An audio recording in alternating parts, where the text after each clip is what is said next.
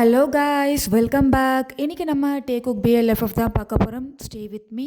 Last part நான் எதோட complete பண்ணியிருந்தேன் அப்படின்னா, நம்ம நோவா தான் வந்து நம்ம டேவை கிட்னாப் பண்ணியிருப்பான். கிட்னாப் பண்ணது மட்டும் இல்லாமல் அவன் ஒரு ரூம்குள்ளே ஒரு பெட்டில் வந்து லாக் பண்ணி நம்ம டே கிட்ட தப்பாக நடந்துக்கிற மாதிரி அவன் ட்ரை பண்ணியிருப்பான். இதோட தான் அந்த பார்ட் வந்து கம்ப்ளீட் பண்ணியிருந்தேன். சரி, ஓகே, வாங்க இந்த பார்ட்டில் என்ன இருக்குது அப்படின்றத பார்க்கலாம். இந்த பார்ட்டோட ஸ்டார்டிங்கில் நம்ம நோவா வந்து அப்படியே நம்ம டே பக்கத்தில் தான் வந்து உட்காரான். நம்ம டே வந்து அதை முடிச்சுட்டு தான் இருக்கார்.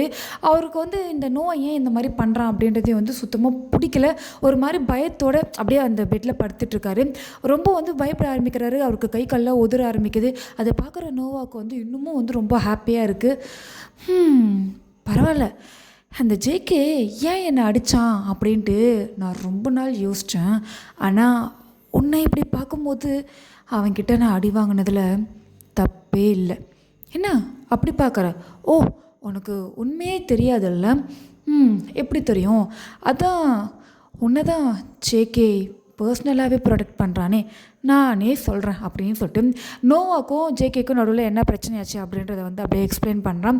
இதை கேட்குற நம்ம டேக்கா பயங்கர பயமாயிடுது. அடா பாவீங்களா, 2 பேரும் சேர்ந்து இவ்வளோ பெரிய வேலை பார்த்துட்டு என்னையாண்டா கட்டி போட்டு வச்சுருக்கா அப்படின்ற மாதிரி நம்ம டே அப்படியே பார்த்துட்டே இருக்காரு. நேற்றுக்கு அந்த ஜேகே இருக்கானே, அவன் உன்னை ரோடாக தேட ஆரம்பிச்சிருப்பான். உன்னை தேடி பரவாயில்ல ஓரளவுக்கு கெஸ் பண்ணி என் வீடு வரையும் வந்துட்டான். ஆனால் அவனால் என்ன இப்போ இல்லை, எப்போவுமே பிடிக்க முடியாது. உன்னை அவ்வளோ சீக்கிரம்லாம் கொல்ல மாட்டேன். ஓ, நீ இப்படி நினச்சிட்டியா? உன்னை கொல்றதுக்கு தான் நான் உன்னை கடத்திட்டு வந்தேன்ட்டு. கிடையவே கிடையாது. உன்னை எதனா பண்ணணும்னு ஒரு எண்ணத்தில் தான் நான் உன்னை கடத்திட்டு வந்தேன். உன்னை கிட்னாப் பண்ணி ஜேகேவை கொஞ்சம் அலைய விடலாம், பயமுறுத்தலாம், அழ வைக்கலான்லாம் பிளான் பண்ணேன். ஆனால் உன்னை இப்படி பார்த்ததுக்கப்புறமேட்டு உன்னை ஏதாவது பண்ணணும்னு எனக்கு வந்து அது ஒரு ஆசையே வந்துருச்சு. ஏன்னா நீ அந்தளவுக்கு சூப்பராக இருக்கே அப்படின்னு சொல்லிட்டு அப்படி நோவா என்ன பண்ணுறான்னா, அவனோட ஒரு ஹேண்டை வந்து நம்ம டேவோட கன்னத்தில் தான் அப்படியே கை வைக்கிறான். நம்ம டேக்கா ரொம்ப பயமாகிடுது. அவரோட ஃபேஸை வந்து தள்ளி வைக்க ட்ரை பண்ணுறாரு. ஒன்றும் பண்ண முடியல. ஏன்னா நல்லா லாக் ஆகிருக்காரு. நோவாவா, நீ எவ்வளோ நகர்ந்து போனாலும் என்கிட்ட மாட்டிப்ப செல்லும். அதனால் இந்த பெட்லேருந்து தப்பிச்சு போகிறது மட்டும் இல்லை, என்கிட்டருந்து தப்பிச்சு போகணுன்ற பிளானை கூட அப்படியே கைவிட்டுரு. உன்னை காப்பாற்ற இங்கே யாரும் வரமாட்டாங்க அப்படின்னு சொல்லிட்டு அப்படியே பொறுமையாக நம்ம டேவோட ஃபேஸ் கிட்ட போயிட்டு அவனோட ஃபேஸை வச்சு பார்த்துக்கிட்டே இருக்கான். டே கண்ணுந்து தனியாக வந்துக்கிட்டு இருக்கு. அவருக்கு என்ன பேசுறதுனே தெரில. பயங்கரமாக பயப்படுறாரு. அவர் வந்து கத்தணும்னு ட்ரை பண்ணாலும் அவரால் கத்தவே முடியல. என்ன கத்த முடியலையா? உன்னால் கொஞ்ச நேரத்துக்கு கத்த முடியாது. ஏன்னா அந்த அளவுக்கு ஒரு மெடிசனை உன் உடம்புக்குள்ளே அனுப்பியிருக்கேன். என்ன ரொம்ப பயமாக இருக்கா? பயப்படாத. கொஞ்ச நேரத்தில் அது கிளியர் ஆகிடும். அதுக்கப்புறம் நீ எப்பவும் போல் பழைய மாதிரி பேசுவேன். இப்போதைக்கு உன்னால் கத்த முடியாது. நான் மேனுவலாக உன்னோடைய வாய்ஸை கம்மி பண்ணியிருக்கேன். பயப்படாத. என்ன பண்ணுறது, எனக்கும் பிடிக்கல தான். நான் உன்னை டச் பண்ணும்போது நீ என்னை தொடாத அப்படின்னு கத்தணும். உன் வாய்ஸை கேட்கணுன்னு எனக்கு ஆசையாக தான் இருக்குது. ஆனால் என்ன பண்ணுறது, இப்படி ஒரு வேலையை பார்த்துட்டேன். உன்னை இந்த மாதிரி அனுபவிக்கணுன்ட்டு சத்தியமாக நான் நினைக்கல. ஆனால் உன்னை பார்த்த உடனே என்னால் இப்படி பண்ணாமல் இருக்க முடியல அப்படின்னு சொல்லிட்டு அவனோட ஹேண்டை வந்து அப்படியே நம்ம டேவோட ஐஸ் கிட்ட, நோஸ் கிட்ட, லிப்ஸ் கிட்டன்ட்டு பொறுமையாக அவனோட ஒரு ஹேண்டை வந்து அப்படியே நம்ம டே மேலே வச்சு அப்படியே ரப் பண்ணிகிட்டே வரான். கொஞ்சம் கொஞ்சமாக வந்து கழுத்து, பாடி அப்படின்ட்டு அவனோட ஹேண்ட் அப்படி கொஞ்சம் கொஞ்சமாக இறங்கிட்டே இருக்குது. டேவால் கத்தி பேசவும் முடியல, அங்கேருந்து தப்பிக்கவும் முடியல. ரொம்பவே வந்து இவன்கிட்ட ஒரு விதமான டார்ச்சரை வந்து நம்ம டே வந்து அனுபவிச்சுட்ருக்காரு. அவ்வளோதான். இந்த பக்கம் வந்து நம்ம ஜேகேவை தான் காட்டுறாங்க. அவங்க வந்து நம்ம நோவாவை வந்து மிஸ் பண்ணிட்டாங்க. யார்? நம்ம ஜேகேவும் சுகாவும்.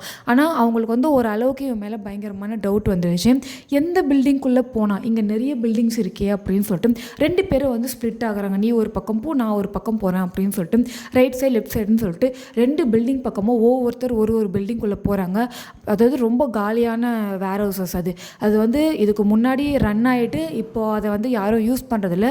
ஸோ பழைய பில்டிங்காகவே ஆகிடுச்சு. பக்கத்துலன்னு ஒரு சின்ன சின்ன வேர் ஹவுஸ் அப்படியே ஒன்றா ஒரே ஆளுக்கு சொந்தமானது போல். ஸோ அந்த மாதிரி இருக்குது. அந்த மாதிரி 2 பேரும் ஒரு சைடும் போய் பார்த்துட்டு வெளியில் ஒன்றாவே வராங்க. இல்லை அப்படின்னு மாறி கை காமிச்சிட்டு அடுத்தடுத்த பில்டிங்க்கு வந்து போகிறாங்க.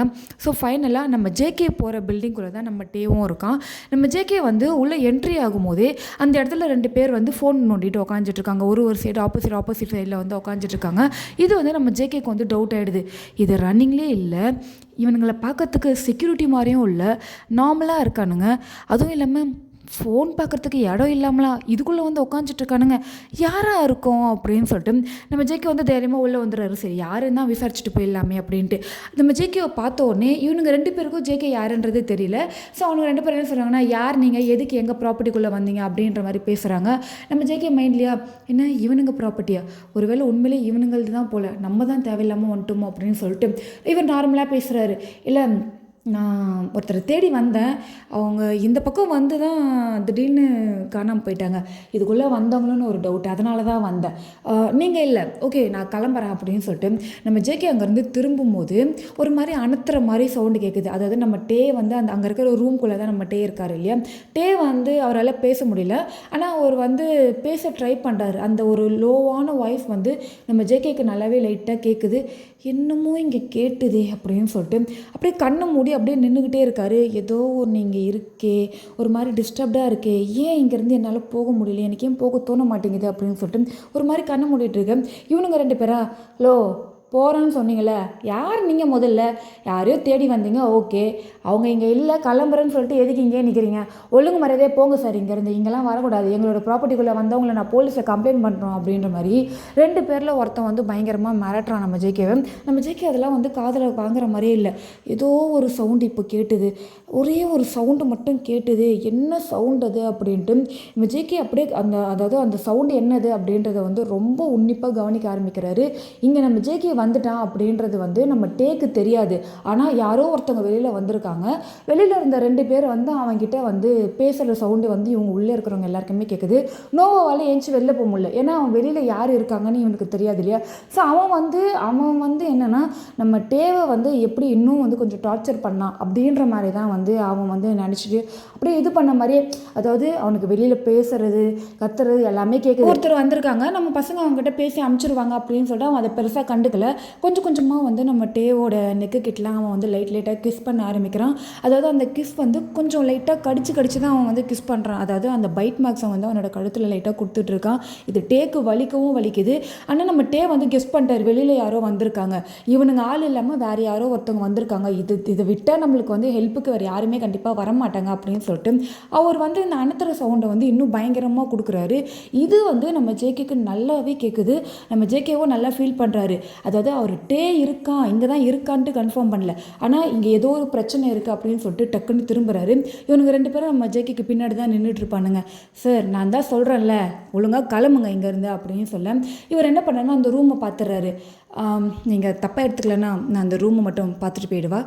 ஹலோ யார் நீங்கள், முதல்ல எங்கள் ப்ராப்பர்ட்டிக்குள்ளே வந்ததே தப்பு, இந்த ரூமை வேறு பார்க்கணுன்னு சொல்கிறீங்க, அதெல்லாம் இந்த ரூம்குள்ளெல்லாம் போகக்கூடாது, ஒழுங்கு முறை தான் நீ இங்கேருந்து வெளில போறியா, இல்லை நாங்கள் 2 பேரும் உங்கள் கழுத்தை பிடிச்சி வெளில தள்ளவா அப்படின்னு சொல்ல ஜேகேவோ ஒரு மாதிரி வித்தியாசமாக சிரிச்சுட்டு, ஓ உங்கள் 2 பேரால் என்ன கழுத்தை பிடிச்சி வெளில தள்ள முடியுமா, சரி எங்க ட்ரை பண்ணி பார்ப்போம் அப்படின்னு சொல்லிட்டு இவர் அப்படியே தைரியமாக நிற்க ஒருத்தன் வந்து அடிக்க வரான். அதாவது அந்த இடத்துல என்ன நடந்ததுன்னே தெரில, கண்ணை திறக்கிறதுக்குள்ளே அந்த பர்சனை நம்ம ஜேகே வந்து அடித்து போட்டுக்கிறாரு. இன்னொருத்தனா வேகமாக வரான், எவ்வளோ தைரியம் என் ஃப்ரெண்டு மேலே கை வச்சிட்டாடா அப்படின்ட்டு, உன் மேலே கை வைப்பண்டா அப்படின்னு சொல்லிட்டு 2 பேரையும் போட்டு சாத்துன்னு சாத்துறான். இங்கே அடிக்கிற சவுண்டு வந்து வெளியில் இருக்கிற, அதாவது இந்த வெளில சண்டை நடக்கிற சவுண்டு வந்து நம்ம நோவாக்கு வந்து கேட்டுடுது. என்னது இது வெளில என்னமோ சவுண்டு கேட்குது அப்படின்னு சொல்லிட்டு, சரி செல்லம் கொஞ்ச நேரம் இரு, வந்து மிச்ச கிஸ்ஸை கண்டினியூ பண்ணுறேன் அப்படின்னு சொல்லிட்டு அந்த டோரை ஓப்பன் பண்ணிட்டு அவன் வெளில வந்து பார்த்தா நம்ம ஜேகே வந்து நிற்கிறாரு. ஆக்சுவலாக நம்ம ஜேகேவும் வந்து நோவாவை பார்த்துடுறான்.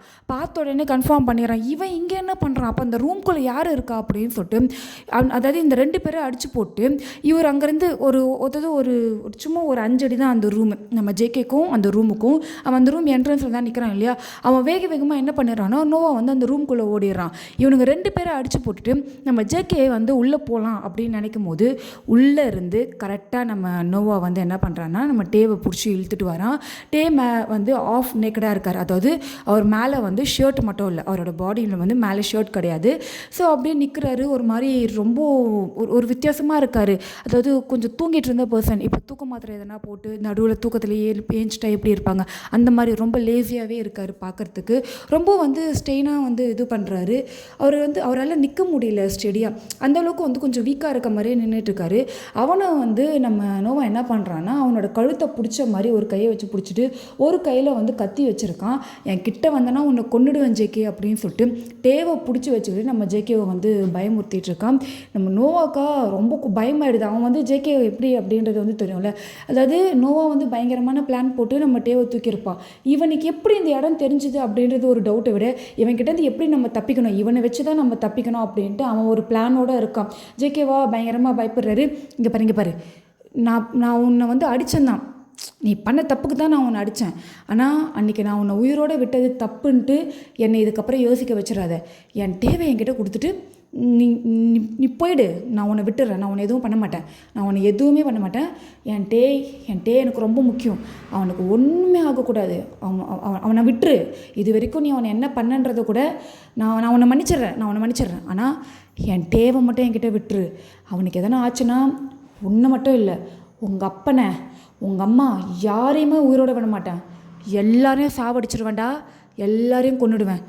உன்னோட சாவு இங்கே இருக்கிறவங்க எல்லாருக்கும் என் மேலே இன்னும் பயத்தை அதிகமாக்கிடும். இங்கே பாரு, விட்டுரு அப்படின்னு சொல்ல இவனுக்கு வந்து நம்ம ஜேகே பேசுகிறது, நம்ம ஜேகே என்ன சொல்கிறத செஞ்சுருவான் எல்லாமே அவருக்கு வந்து தெரியுது.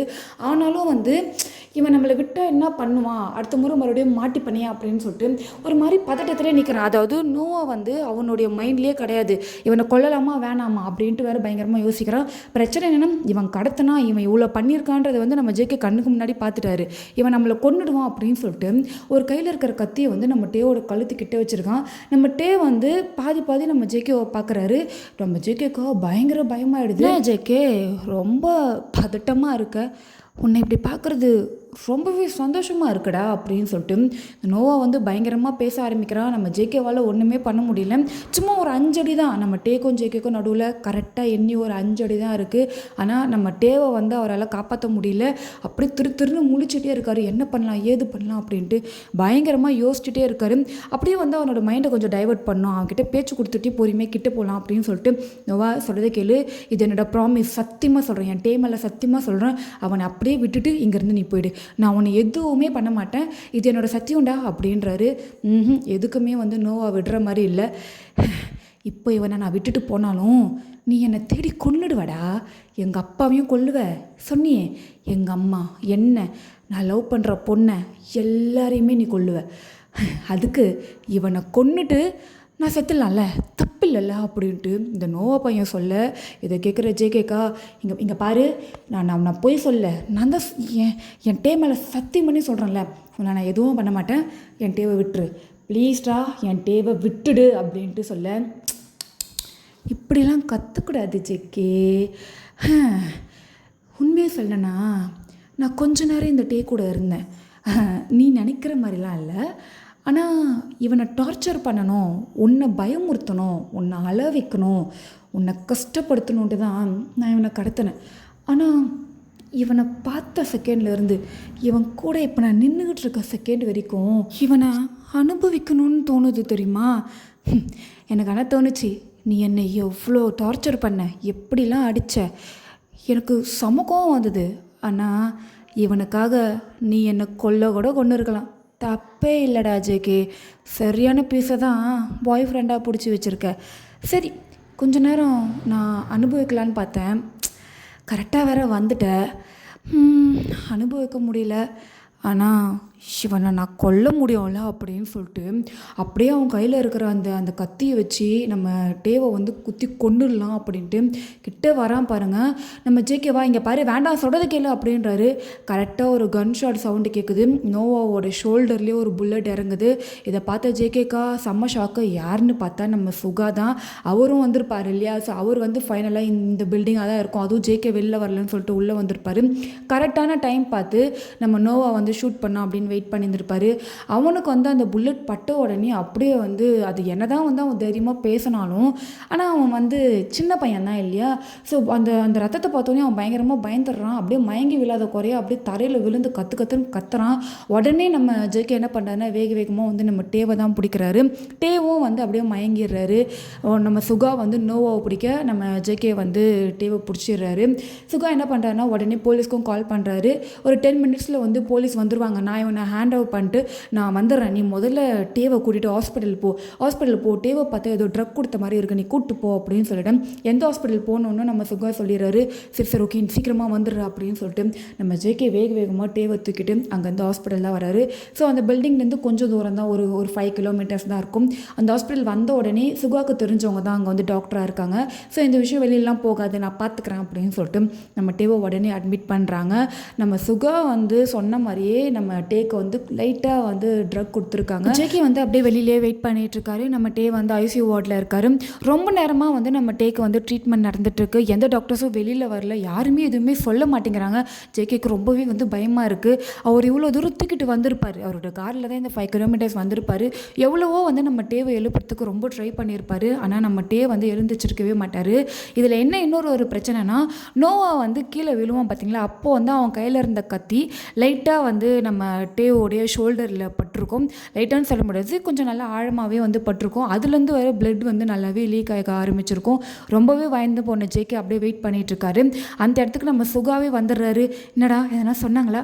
இல்லை, இன்னமும் எதுவும் சொல்லலை, உள்ளேருந்து வெளியில் வரல, எனக்கு ரொம்ப பயமாக இருக்குது சுகா.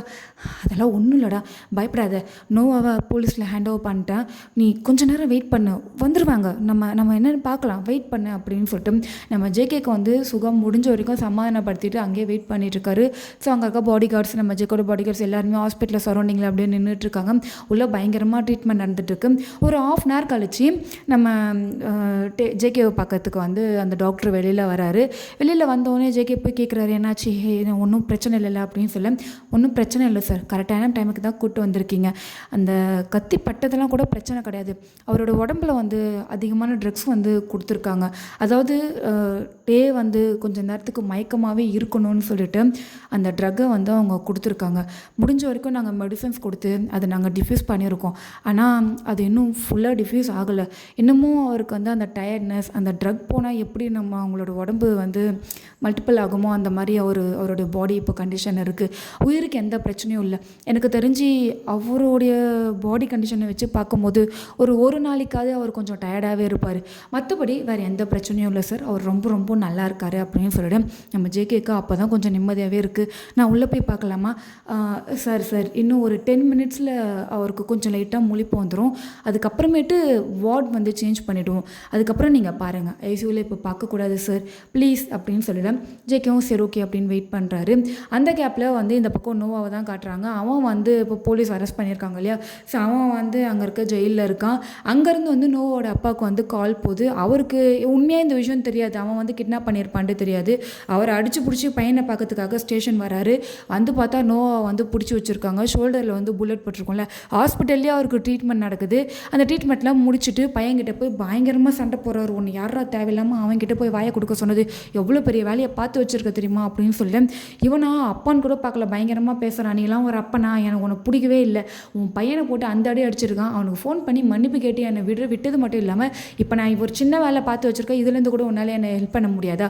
ஒழுங்கு மரியாதையாக என்னால் இங்கெல்லாம் இருக்க முடியாது, சீக்கிரமாக என்னை பெயில் கொடுத்து வெளியில் எடு அப்படின்ட்டு அப்பான்னு கூட பார்க்காம இவன் தான் என்னமோ வந்து அவங்க அப்பா மாதிரியும் அவங்க அப்பா வந்து பையனோட கேரக்டரில் இருக்கிற மாதிரியும் பயங்கரமாக பேசுகிறான். இவருக்கா செம்ம காண்டா ஆகிடுது. நீலாம் இன்னும் பட்டாதாண்டா திருந்துவா அப்படின்னு சொல்லிட்டு அந்த ஸ்டேஷன்லேருந்து வெளில வராரு. வெளியில் வந்த உடனே ஜேகே எங்கே இருக்கான், அவனை போய் பார்க்கணும் அப்படின்னு சொல்லிட்டு ஜேகேவை பார்க்கறதுக்காக அவர் இருக்கிற ஹாஸ்பிட்டலுக்கு அவர் வந்துட்டுருக்காரு.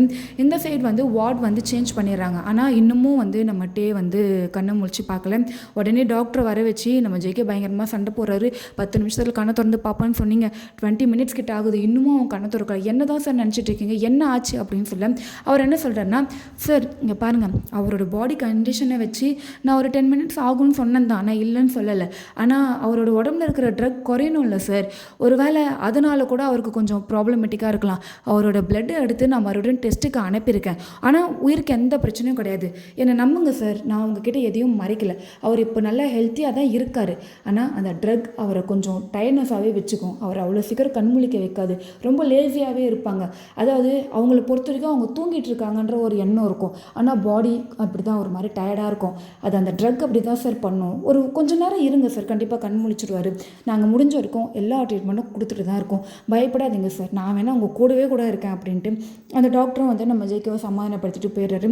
சுகம் வந்து என்னடா இதுக்கெல்லாம் இப்படி வரி பண்ணுற, ஒன்றும் இல்லை, எனக்கும் பயமாக தான் இருக்குது. ஆனால் மற்றபடி வேறு எந்த பிரச்சனையும் இல்லைலடா, அந்த ட்ரக்னால தான் கொஞ்சம் மயக்கத்தில் இருக்கான், கண் முழிச்சிருவான். அவனாக முழிக்காமல் நம்மளால் எதுவும் பண்ண முடியாதுடா, அவன் கண்டிப்பாக கண் முழிச்சிருவான். நீ வரி பண்ணாத, கொஞ்சம் நேரம் வெயிட் பண்ணலாம் அப்படின்னு சொல்லிட்டு நம்ம சுகம் அப்படியே வெளியில் வந்துடுறாரு. பேசிட்டு நம்ம ஜேகே மட்டும்தான் இப்போ நம்ம பக்கத்தில் இருக்காரு. கையை பிடிச்சிட்டு ரொம்ப இறுக்கமாக கையை பிடிச்சிட்டு பேசிகிட்டு இருக்காரு. என்னடா ஆச்சு, கண்ணை திறந்து பாருடா, ஏன்டா என்னை கிட்ட கேட்காம இப்படிலாம் பண்ணுற, நீ உன்னால் ஒரு மீட்டிங்கை கூட போஸ்ட்பான் பண்ண முடியாதாடா, இப்போ பாரு எந்த நிலைமைக்கு நீ வந்திருக்க, நீ எனக்கு உன் மேலே செம்ம கோவம் வருதுட்டே, ஒழுங்காக கண்ணை முடிச்சு பார்த்துரு, எனக்கு ரொம்ப பயமாக இருக்குடா அப்படின்னு சொல்லிட்டு நம்ம ஜேகே வந்து பயங்கரமாக ஃபீல் பண்ணிட்டே உட்காந்துட்டு இருக்காரு. இந்த பக்கம் நம்ம நோவோட அப்பா இருக்கார் இல்லையா, ஸோ அவர் வந்து ஹாஸ்பிட்டல் ரீச் ஆகிட்டாரு. அவர் வந்த உடனே முதல்ல சுகா கிட்ட தான் பேசிகிட்டு இருக்காரு, எப்படி இருக்கான் அந்த பையன், இப்போ ஓகேவா அப்படின்ட்டு. ஆனால் நம்ம வந்து இன்னமும் கண்ணை முழிச்சு பார்க்கல.